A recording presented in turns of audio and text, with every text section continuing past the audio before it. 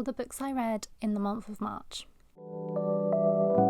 Hi guys, my name is Sharon and today I'm talking about all the books that I read in March. I feel like March went by so fast. I can't believe it's April now. I read 16 books in total, which, to be fair, I'm surprised I managed to get through this many audiobooks. I normally don't watch that much TV, but this month I ended up binge watching Love Island All Stars in the space of 5 days, and so that took up a good chunk of my time. I also watched Louis Theroux's new Netflix documentary Inside the Manosphere, but I read the book Men Who Hate Women last year, so after reading that book I definitely wasn't surprised about anything that I saw on the documentary. But was it disturbing? Yes. Also, they've added One Tree Hill to Netflix UK, so I started watching that as well.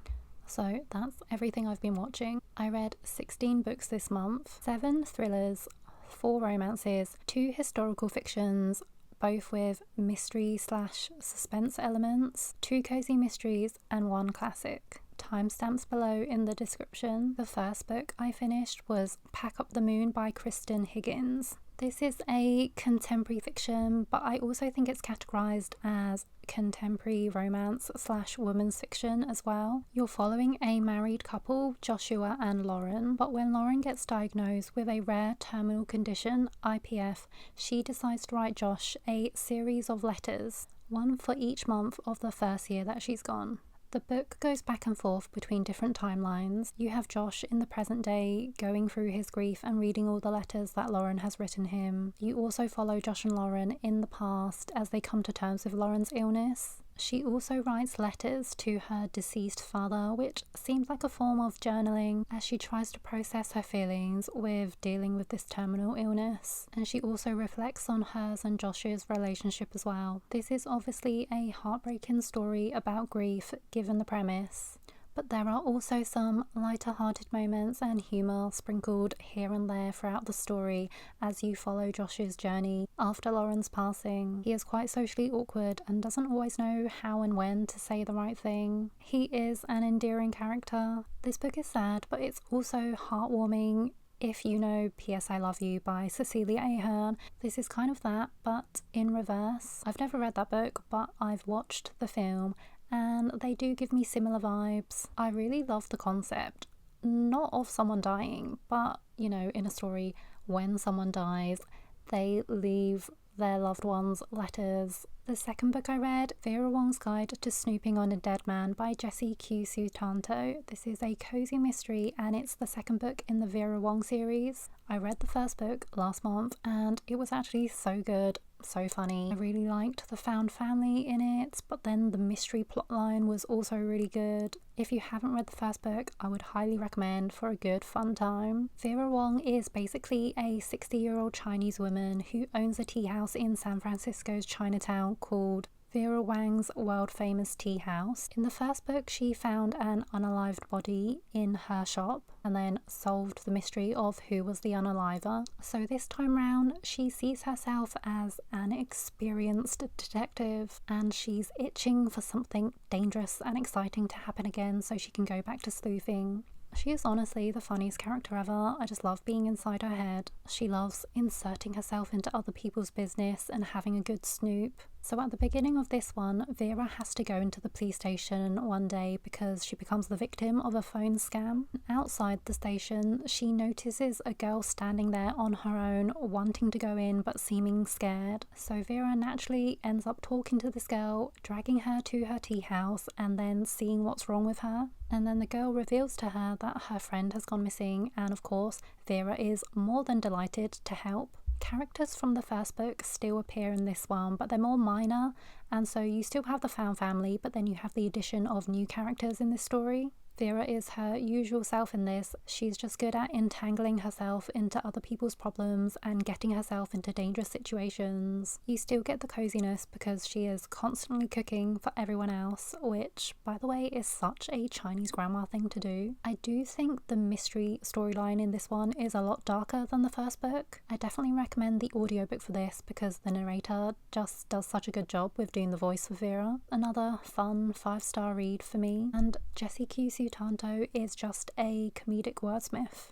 I really hope she writes more in this series. The next book I read, It's Not Her by Mary Kubica. This is a psychological thriller with dual timelines and dual POVs. You have two related families who go to the lakes and hire a couple of cottages for a holiday, and the story starts with a blood-curdling scream. In present day, we follow Courtney, who's a mum, and she's the one who discovers that her brother and sister-in-law have been unalived, and of course this story uncovers what happened to them. And then in the past timeline, you follow Reese, who is Courtney's niece. She's on holiday with them as well, but in the present day she has gone missing. So not only are these two deaths being investigated, but no one has any idea where Reese has gone. I loved both Local Women Missing and She's Not Sorry, which are probably Mary Kubica's most popular works. They always seem to write dual POVs and dual timelines really well, and the storylines hook you in. In this one, there are clues constantly being dropped here and there to make you suspect different characters and to keep you engaged. I also think Mary Kubica writes characters quite well. The dialogues seem quite realistic to the characters' ages. Reese is a really bratty and grumpy teenager who just hates everyone. She hates the world, and she's just a typical teenager who thinks she knows best. So whilst I think her character is unlikable, I do think she's well written, and you can definitely picture a teenager being like that. I feel like everyone I follow or who I've seen review this has given this a 5 stars, and I always think I have a minority opinion a lot of the time. I didn't really love the plot twist or ending. This was really fast paced and easy to binge, but I felt like the twist was just a bit anticlimactic. But maybe it's just a me thing because so many people love this thriller. I still think Local Women Missing and She's Not Sorry are my favourites. Then I read Kneaded to Death by Winnie Archer. It's the first book in a bread shop mystery series. We have the main character called Ivy, who's a struggling photographer. She goes back to her seaside hometown after the loss of her mother, and she's grieving with her dad and brother. While she's back at home though, she enrolls in this bread making course at this Mexican bread shop called East of Eden. The shop is run by someone called Ihli and her sisters. So in these bread making classes, Ivy gets to meet other girls and fellow classmates, but when one of them is found unalived in her car, the owner of the bread shop, Ihli, becomes the main suspect. However, Ivy does not believe that Ihli would ever do such a thing, so armed with her camera and her observant eye, she decides to dig, and she's intent on finding evidence that someone else is the true Unaliver. I felt like for a lot of it, I was more invested in the bread making than I was the actual storyline. I don't actually make bread myself, but there's just something so cozy about bakeries and bread shops. Whilst this isn't my favourite book ever, I do think it was easy and enjoyable to read. Sometimes this is just the kind of book that I need because when I'm working I put on an audiobook and sometimes I don't want to think too hard. This was easy to digest and cozy. You get the small town, tight-knitted community vibes. There are also some sweet friendships and relationships formed here. I don't know if I'll be continuing on with the series just because I have so many books on my TBR to read, but I will say the rest of the books in this series have really compelling titles. The second book is called Crust No One, and the third book is called The Walking Bread, and I kind of want to read them now based on just the titles alone.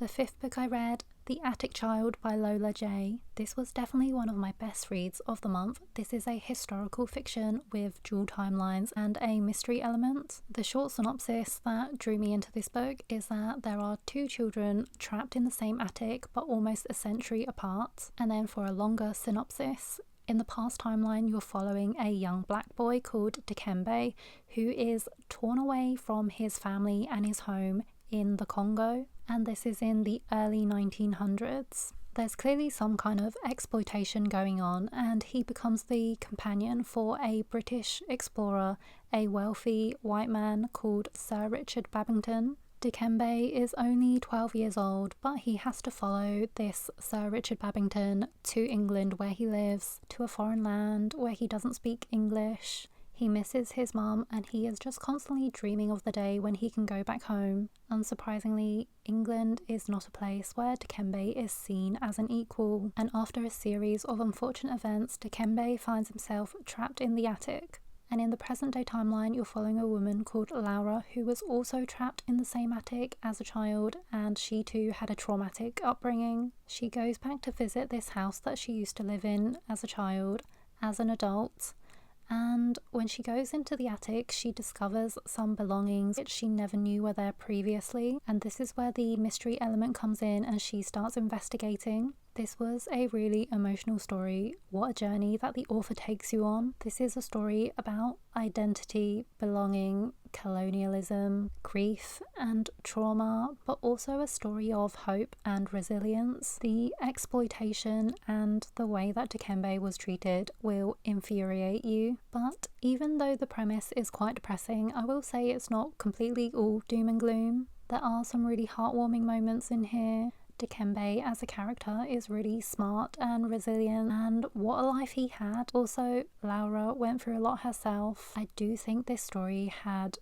the perfect ending, and it's kind of even hard to find the right words to encapsulate how the ending made me feel. I think everyone should read this story. 5 stars. The next book I read was When She Returned by Lucinda Berry. This is a psychological thriller about cults. I'm trying to make my way through Lucinda Berry's backlist, and I'm going a lot slower than I'd like. I heard a lot about this book before I read it. This one's about a mother called Kate who returns home a decade later after disappearing. Her husband and young daughter were left behind, and there was a frantic search for her to no avail, so they had to try move on with their lives. In present day, the daughter is now a teenager, and the husband has also remarried to a new wife. When Kate reemerges after all these years, she's carrying a newborn baby with her, and she has seemingly been indoctrinated into a cult, and it's very obvious that she's dealing with trauma and struggling to recover. This story is told from 3 POVs: Kate herself, her teenage daughter, and also the new wife. I love a thriller with multiple POVs and dual timelines. This was really dark, disturbing and sinister, and I had no idea where it was going. The plot twist was honestly so shocking. I find books and documentaries about cults really fascinating, but also at the same time quite frustrating and annoying to hear or read about, because it's so wild to me that cults are not illegal in most places in this world. I know they prey on really vulnerable people, but part of me just wants to shake them, please get out. Fun fact and tangent is that one time my partner got approached in a library to join a cult. He's not religious and he didn't join, but he thought he was just being invited to some church. And when he told me about it, I was like, that's a really culty name for a church. And he genuinely was like, no, I think it's just a regular church. And then I ended up going down this rabbit hole on Reddit, and people were like, no, this is definitely a cult. So isn't it wild how they can just easily mask themselves as some religious group? But anyway, this was a really solid thriller, and Lucinda Berry's writing is really good. The language Lucinda Berry uses when talking about these cults and the wording these cult members would use definitely sounded realistic, and I can picture these people saying this kind of stuff in real life. Lucinda Berry's premises are always really interesting, and yeah, this was a good book. I still can't get over that plot twist. The 7th book I read, Then She Was Gone by Lisa Jewell. This is a psychological thriller. I've been meaning to read this one for a while now. This has over 1 million ratings on Goodreads, so I don't think I really need to go in detail with the plot, but basically you have this mother whose 15-year-old teenage daughter goes missing, and then a decade later she starts dating a man whose daughter resembles her own missing daughter so much that it's uncanny. This is a quite slow-paced thriller, which is more character-driven, and you really get to know the characters and their behaviours. This is only the 2nd Lisa Jewell book I've read, the other one being None of This Is True, and as a thriller reader I probably need to read more Lisa Jewell, but from the 2 books I've read from her so far, I think she writes unhinged characters quite well. Normally I'm not the biggest fan of unhinged characters because I feel like a lot of the time they're written in a way where they just sound a bit too far-fetched, but Lisa Jewell's ones seem quite realistic. This had an interesting twist and ending, and overall I think this was a good thriller. Next book I read is Pinky Swear by Danielle Girard.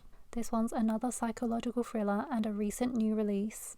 I do like to read a fast-paced thriller, and for the most part they do feed my appetite for wanting something just quick and easy to binge. But I feel like the majority of the fast-paced thrillers that I read kind of always end up being like 3-star, or I feel quite neutral towards them. However, this is a fast-paced popcorn thriller that I did really enjoy and I gave 5 stars to. Here you have the protagonist Lexi, who is in her 20s and she dreams of becoming a mother, but because of infertility issues she can't get pregnant. But then her best friend Mara offers to be her surrogate. Lexi and Mara were best friends during school, but then after a tragedy they drifted apart. But a decade later, Mara comes to find Lexi, turns up on her doorstep after fleeing an abusive relationship, and Lexi takes her in. And this is when Mara offers to become Lexi's surrogate. And all seems well until a few days before Mara's due to give birth. She ends up disappearing. Naturally, this sends Lexi into a panic and she sets out on a mission to find Mara, and along the way uncovers some really dark secrets about her best friend. This is the kind of thriller that I am happy to suspend my disbelief for. Was it a bit far-fetched? Yes. But I really enjoyed this one. I liked the premise, I liked the dual timelines. You follow Lexi as she tries to find Mara in the present day. You also follow the girls when they were younger and you see what happened with them. And just when I thought I knew where this story was going, it turns out I really didn't. There was a bit of depth to this thriller as well. You see complicated relationships and you also see the lengths that a mother will go to for their child. This was a wild ride and definitely one of the best fast-paced thrillers that I've read in a long time. The next book I read, which I actually have a physical copy of this one, The Secret Garden by Frances Hodgson Burnett. This one's a children's classic, which I've been meaning to read for a long time. I will be honest, I don't really read that many classics, maybe one a year, if that. And years ago, I bought a bunch of Penguin cloth-bound classics, and the covers look amazing. But I'm like, why did I buy so many? Am I going to read them? Probably not. In terms of the classics I've read though, this is definitely one that's much easier to digest since it's for children. This one is about a young, lonely orphan girl called Mary who is from India, and she moves to Yorkshire, England to live with her reclusive uncle. She explores his house and ends up coming across this secret garden which is locked and neglected. She then finds new purpose in her life by tending to this garden and trying to restore it. She gets help from her cousin who is sick and bedridden, and also from a local boy who she befriends. This book felt very whimsical and enchanting. I probably would have enjoyed this more as a child for sure. I do think this was quite a heartwarming, magical read about hope, healing and friendships, but I do have a few criticisms. I know this book was written a really long time ago, the early 1900s I think, so this does reflect the times obviously. I definitely do feel like there are racist undertones to this. This story definitely has racism, classism, ableism, colonialism, and Mary as a character, so she is white but from India, but she basically has this superiority, and then I can't help but notice that she's described as really unpleasant, sour looking, sickly, and then it seems like only after she moves to England does she then become civilized, pleasant, kinder. So yeah, I guess because of that I didn't like this book as maybe I probably would if these things weren't in it. The 10th book I read was The Mad Wife by Meagan Church. This is a historical fiction thriller slash suspense novel. You're following a trad wife called Lulu in the 1950s, and she's had one child so far with her husband. She's trying to be the perfect housewife. She has this quite intense schedule for house chores and cleaning. She's struggling to keep up. Everything is overwhelming her and she has to keep up pretenses and has to do what is expected of her. Then when a new family move into the house opposite theirs, Lulu becomes fixated on the wife. Lulu is sure there's more to the wife beneath the surface, and she starts becoming a little bit obsessed with her. This is one of those books where now that I finished it and now I can't stop thinking about it, this isn't a typical thriller. It's definitely a slower paced story that is more suspenseful with an eerie atmosphere. You're seeing Lulu on this downward spiral. There's a big plot twist towards the end, which I know a lot of people find shocking, and it definitely was unexpected for me. But then I felt like the book was heading in the direction that it did go. Lulu is clearly dealing with postpartum depression and she's not doing okay. I also learned about a medical procedure in here that I did not know about prior to this book. I don't even know why this surprises me, but it never fails to surprise me when I learn of something new that happened in history of how women were treated. And learning of this medical procedure was definitely one of the most horrifying things about this book. It's kind of living rent-free in my head right now. It's definitely terrifying learning of what women were subjected to, whilst also having these societal pressures put on them. The author's note at the end on why they wrote this book is also quite interesting, and it's quite creepy as well. This story wasn't enjoyable by any means, but it was definitely still a good story and I do recommend. The next book I read was Anderson in Bloom by Jenifer Dugan. This is a new romance release that came out at the beginning of March. This is a sapphic second chance romance that follows Anderson/Andy, who was once a child star but has now left that life behind. Because of the media scrutiny and the toxicity of Hollywood, she decided to move to a small town to start a new life. She made new friends, she got herself a new job as a florist, and then one day when she's working, her ex-co-star Nikki comes into the flower shop, and this is when they have a re-encounter. These two once had a hit TV show together, and now Nikki is writing a tell-all memoir about her time on the show. And Andy wants nothing to do with it, she just wants Nikki out of her life. Nikki has come to this small town to write her memoir because once upon a time this was a special place to her and Andy. But these two have a really messy past that they definitely need to confront. I did like this, and this was an interesting premise, but this touches on some heavier subjects and definitely isn't your light fluffy romance. You have some yearning here, high tension and angst. I will say these two characters are definitely very messy and I'm not sure I like them together as a couple. I think Andy especially needs a lot of work. She needs to go to therapy, and she was kind of unlikable and self-centered. I guess the way she acts does kind of make sense since she used to be a child star, but I felt like she was the kind of person who can only see her pain and no one else's. I think Nikki was a bit more likable and did seemingly do a bit more work on herself. Read this if you don't mind a messy romance. The 12th book I read, Ask for Andrea by Noelle W. Ihli. This is a fast-paced paranormal thriller. You follow the POVs of 3 different young women who have all been unalived by the same man, a predator that they met online on this dating app. He's married with kids but pretends to be this charming bachelor. He lures girls onto these dates with him and then he unalives them and disposes of their bodies.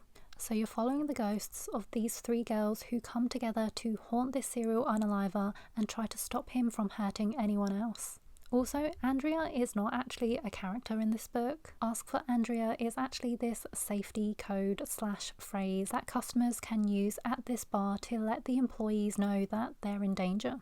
This was a really quick, easy read. I liked the element of female empowerment as these 3 girls banded together and joined forces to take down the serial unaliver. This was also quite emotional because they do meet other people in their afterlife. However, I did struggle to differentiate the 3 characters. I kept forgetting who was who because the way they are written are all quite similar. I don't think I liked this one as much as other people have. This was a unique and interesting premise for a thriller, and it was really bingeable for sure. The 13th book I read, The Numbers Unaliver by Jenifer Ruff. This is another psychological thriller and the first book in the Agent Victoria Heslin series. I have somehow read this out of order, and I read the 10th book at the end of the last year called Lies in the Snow just because it was a winter / snowed in thriller.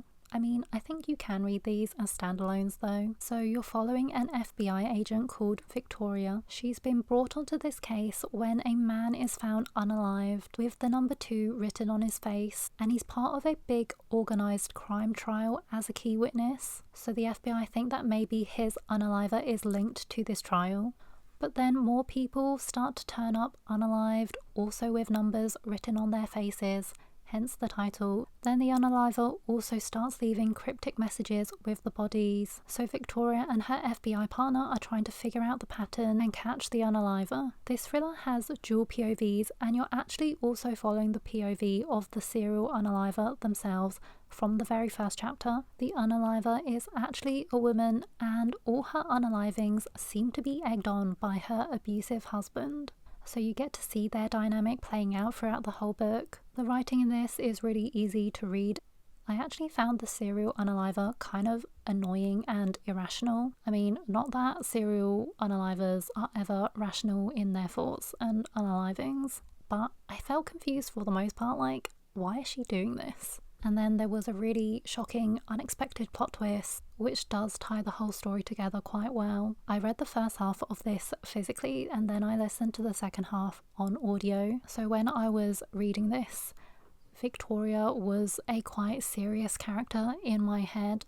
And then I moved on to the audiobook, and the narrator did make Victoria sound a lot friendlier and quite bubbly. So it is quite interesting how characters can sound in your head versus how they are portrayed in audiobook narration. This is also only around 250 something pages, so it's a relatively short, quick, easy read. I have heard that this does get better as the series goes on.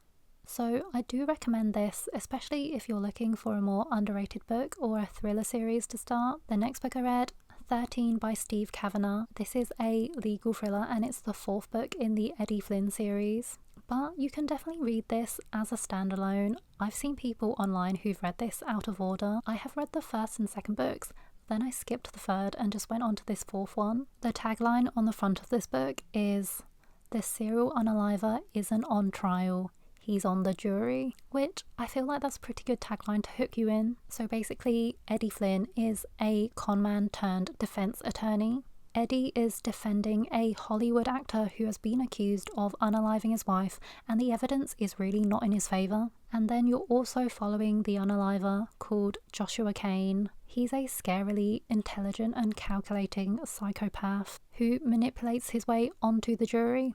Steve Cavanagh thrillers are always really clever. I love Eddie Flynn as a character. He's really likeable and you're constantly rooting for him. I know I skipped the 3rd book, but I do like that in this series you follow Eddie, not just on these trials but in his personal life as well. I did think this was a good story. Not my favourite thriller, but I can appreciate a good, well thought out and complex storyline. I also feel like I had to concentrate really hard when listening to the audiobook because there is a lot going on and there are lots of different characters, and I felt like if I zoned out for even a few seconds I would get confused. I haven't actually read that many courtroom thrillers, so as of now I don't think they're my favourite type of thriller to read, but I have heard even better things about the rest of the books in this series, so I definitely will be carrying on and reading the rest. Another book I read was Ready or Not by Cara Bastone. This is a romance with an unexpected pregnancy trope.